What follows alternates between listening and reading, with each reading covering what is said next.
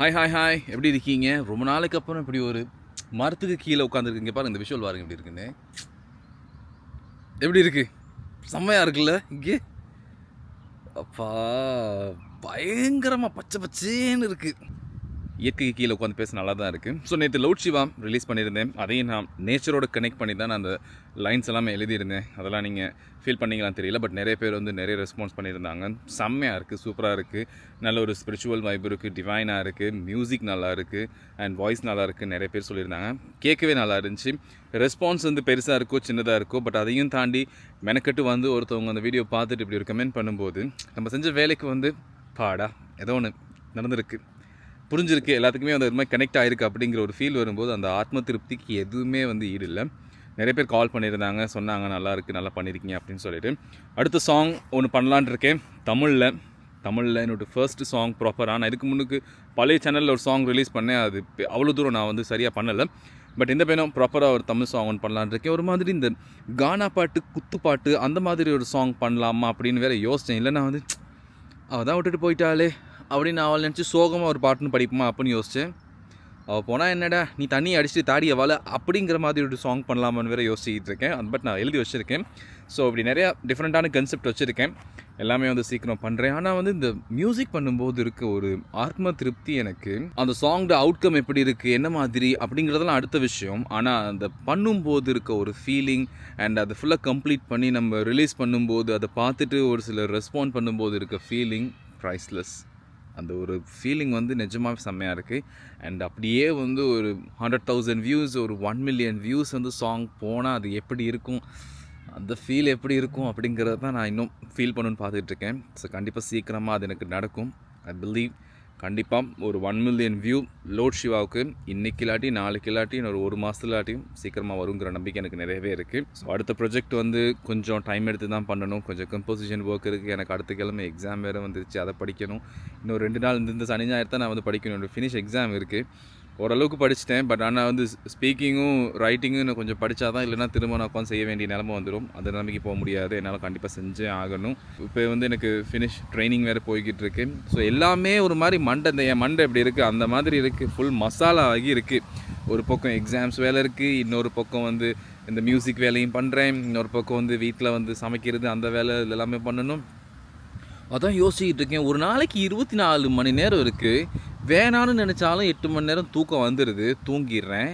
And ஒரு 8 மணி நேரம் வேலை செய்கிறேன். ஒரு 3 மணி நேரம் வந்து லெக்சர்ஸ்லேயே போயிடுது. இன்னொருக்கு 19 மணி நேரம் அங்கனே போயிடுச்சா. ஒரு 2 மணித்தியால் வந்து சமைக்கிறது, அதை சாப்பிட்றதுல போயிடுது. இன்னொரு 2 மணித்தியால் அந்த பாத்திரத்தெல்லாம் கழுவுறதுல போயிடுது.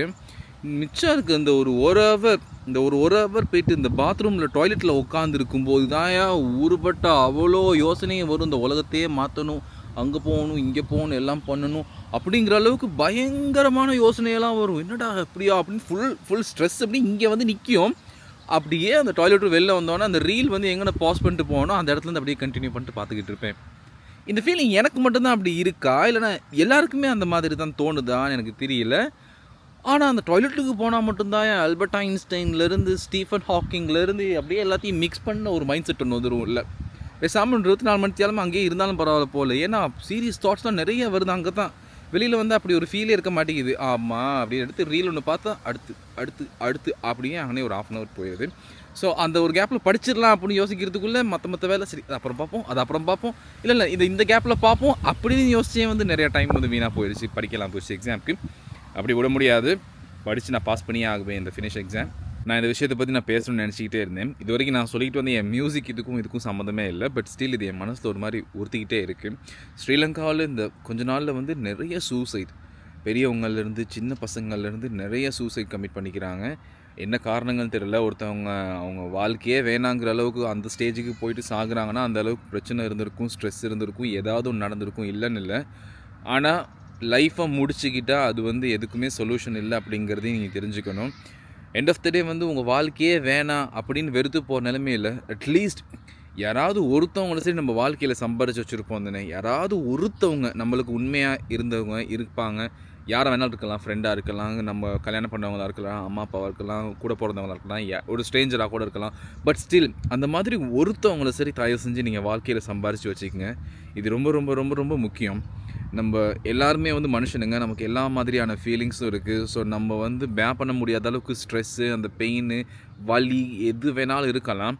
அந்த ஒரு டைமில் நம்ம லைஃபே வேணாம் அப்படிங்கிற ஒரு மைண்ட் செட்டுக்கு நம்ம போகும்போது, ஒரு நிமிஷம் யோசிச்சு கொஞ்சம் இவங்ககிட்ட பேசுவோம், இவங்ககிட்ட பேசுவோம், கொஞ்சம் மனசு வந்து கொஞ்சம் காம் ஆகும் அப்படிங்கிற ஒருத்தவங்கள சம்பாரித்து வச்சுக்கங்க. அந்த டைமில் நீங்கள் அவங்கக்கிட்ட கால் பண்ணி மேபி அந்த ஒரு நிமிஷமும் ஒரு 10 செகண்டும் பேசும்போது அவங்கக்கிட்டேருந்து வர்ற வார்த்தை வந்து உங்கள் மைண்ட் செட்டை வந்து கம்ப்ளீட்டாக மாற்றலாம். நீங்கள் எடுக்கிற அந்த முடிவு அந்த நேரத்தில் சரியில்லை, போட்டால் அது சரியாக போயிடும், அது வந்து தீர்க்க முடியாத பிரச்சனை இல்லை அப்படிங்கிறத வந்து நீங்கள் வந்து ரியலைஸ் பண்ணலாம். மேபி அந்த மாதிரி யார்கிட்டையும் பேசினா தயவு செஞ்சு லைஃப்பில் இந்த மாதிரி யாராவது ஒருத்தவங்கள சரி சம்பாரித்து வச்சுக்கோங்க. ரொம்ப ரொம்ப ரொம்ப முக்கியம்.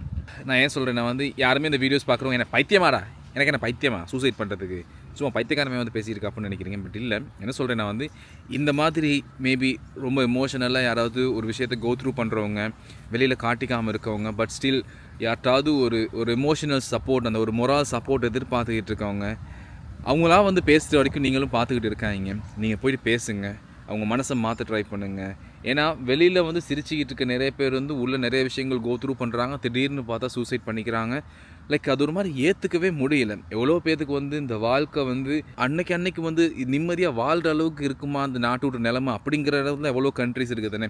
எடுத்துக்கிட்டால் இப்போ ஆஃப்ரிக்கா கண்ட்ரியில் எவ்வளோ ஊரில் வந்து வார் போய்கிட்டுருக்கு. நான் கிட்டத்தில் ஒரு இடத்துல பார்த்தேன், சரியாக ஆஃப்ரிக்காவில் எந்த கண்ட்ரின்னு தெரியல, அவங்க வந்து பார்டர் க்ராஸ் பண்ண ட்ரை பண்ணுறாங்க. அந்த ஊரில் வந்து ரெபெல்ஸ் தொல்லை தாங்க முடியல, சுடுறானுங்க. வந்து இவங்க க்ராஸ் பண்ணும்போது சுடுறானுங்க, ஆனால் மெதுவாக நடந்து போகிறாங்க. நீ என்னை கொல்றதுன்னா கொல்லு, நான் இங்கே இருக்கிறதும் ஒன்று தான், இங்கேருந்து சாகுறதும் ஒன்று தான், எனக்கு இங்கே இருக்கிறனால எந்த வாழ்க்கையும் இல்லை அப்படிங்கிற மாதிரி போகிறாங்க. ஸோ அப்படி வந்து ஒரு அதிகபட்சமாக என்னை எதிர்பார்த்துட்டு போகிறாங்க அவங்களாம் வாழ்க்கையில். எங்கேயாவது ஒருக்கா நிம்மதியாக வாழ்கிறதுக்கு ஒரு இடம் இருக்குமா அப்படிங்கும்போது அதெல்லாம் தாண்டி வந்து நமக்கு வந்து லைக் நம்ம லைஃப்பில் இருக்க பிரச்சனையை நம்மளால் ஹேண்டில் பண்ண முடியலை அப்படிங்கிறதுக்கு நாங்கள் சூசைடு வந்து எடுக்கிறது வந்து எந்த விதத்துலேயுமே வந்து நம்மளை சுற்றி இருக்கவங்களுக்கு வந்து அது ஒரு நல்ல விஷயமா போய்ட்டு அமைய போகிறதே இல்லை. ரீசெண்டாக வந்து நான் நிறைய பேர் பார்த்தேன், எனக்கு ரொம்ப கவலையாக இருக்குது, ஏன் இப்படி சடனாக வந்து இப்படி முடிவு எடுக்கிறாங்க அப்படின்னு சொல்லிட்டு. அண்டு இப்போ கிட்டத்தில் கூட ஒருத்தவங்க இறந்து போயிட்டாங்க. அவங்க கொஞ்சம் எனக்கு தெரிஞ்சவங்க இல்லை, பட் தெரிஞ்சவங்களுக்கு தெரிஞ்சவங்க. அவங்களுக்கு 2 சின்ன பசங்க, 2 சின்ன குழந்தைங்க. அவ்வளோ வயசு இல்லை, 2 பேர்த்துக்குமே வந்து ரொம்ப 10 வயசுக்கு கம்மியாக தான் இருக்கும்னு நினைக்கிறேன். பட் அம்மா இல்லாமல் வந்து குழந்தைங்க வளர்கிறது வந்து எவ்வளோ பெரிய ஒரு பேர்டனாக இருக்கும் அவங்களுக்கு. அவங்க லைஃப்பில் வந்து அதுக்கப்புறம் அவங்க ரியலைஸ் பண்ணுற அளவுக்கு, அவங்க வாழ்க்கை வளர்ந்து வர்ற அளவுக்கு அவங்க கோ த்ரூ பண்ணுற விஷயங்கள்லாம் எவ்வளோ கஷ்டமாக இருக்கும். அதெல்லாம் வந்து யோசித்து பார்க்கும்போது வந்து பைத்தியம் பிடிக்குது. ஸோ தயவு செஞ்சு இந்த மாதிரியான முடிவுகள் எடுக்காதீங்க ப்ளீஸ். அண்ட் உங்களுக்கு யாராவது தெரிஞ்சவங்க, உங்கள் நண்பர்கள், இல்லாட்டி உங்கள் நெய்பர்ஸாக இருக்கலாம், இல்லாட்டி உங்களோட சர்க்கிள்லையாக இருக்கலாம், இந்த மாதிரியான ஒரு எமோஷனல் சுச்சுவேஷனை கோ த்ரூ பண்ணுறாங்கன்ட்டு உங்களுக்கு தெரிஞ்சால் கண்டிப்பாக வந்து ஒரு மொரால் சப்போர்ட்டாக இருங்க. அவங்களோட மைண்டை வந்து ஃபுல்லாக மாற்ற ட்ரை பண்ணுங்கள். இதெல்லாம் வந்து நம்ம யாரும் சொல்லி தான் நம்ம செய்யணுன்ட்டு இல்லை, நமக்கு தெரியும் தானே இந்த மாதிரி ஒருத்தவங்க இப்படி இருக்காங்க, இவங்க வந்து கஷ்டப்படுறாங்கட்டு. அட்லீஸ்ட் நம்மளால் முடிஞ்சது வந்து வார்த்தை ரீதியாக சரி ஒருத்தவங்களுக்கு வந்து நம்ம சப்போர்ட்டாக இருக்கணும் இல்லையா, அந்த விஷயங்களை கண்டிப்பாக பண்ணுங்கள். இதெல்லாம் யாரும் கேட்டும் பண்ணாதீங்க, நீங்களாக போயிட்டு முன் வந்து பண்ணுங்கள். ஏன்னா இப்போ வந்து ரொம்ப எக்ஸ்பென்சிவாக போயிடுச்சு வந்து ட்ரஸ்ட்டு. ஓப்பனாக வந்து நம்ம மனசை திறந்து பேசுகிறதுக்கு ஒருத்தர், இதெல்லாம் வந்து ரொம்பவே எக்ஸ்பென்சிவான விஷயங்கள். அந்த மாதிரி ஒருத்தவங்களை வந்து நீங்கள் கண்டிப்பாக லைஃப்பில் சம்பாரித்து வச்சுக்கணும். நம்ம லைஃப்க்கு கண்டிப்பாக தேவை, ஒருத்தர் தேவை. நம்ம என்ன பண்ணாலும், நம்ம அழுதாலும் சிரித்தாலும், நம்ம கோவப்பட்டாலும், நம்ம ஏதாச்சும் திடீர்னு பைத்தியக்காரத்தனமாக பண்ணாலும், நம்மளை எப்பயுமே ஜட்ஜ் பண்ணாமல், நம்ம போனதுக்கப்புறம் பின்னுக்கு ஒன்று பேசாமல், ஈவன் அவங்கக்கிட்டே வந்து பைத்தியக்காரமாக நடந்துக்கிட்டாலும், இல்லை அவன் அப்படி இல்லை, வேறு ஏதோ பிரச்சனையில் நடந்துக்கிறான், இவன் வேறு ஏதோ விஷயத்துக்கு வந்து இப்படி அப்செட் ஆகியிருக்கான், இவன் அப்படி இல்லை அப்படிங்கிற ஒரு அண்டர்ஸ்டாண்டிங்கில் நம்மக்கிட்ட என்றைக்குமே பேசுகிற அளவுக்கு அப்படி ஒரு நட்பை, ஏதோ ஒரு உறவை கண்டிப்பாக வந்து சம்பாரித்து வச்சுக்கோங்க. எல்லார் லைஃப்க்கும் அது ரொம்ப முக்கியம். சூசைட் பண்ணாதீங்க.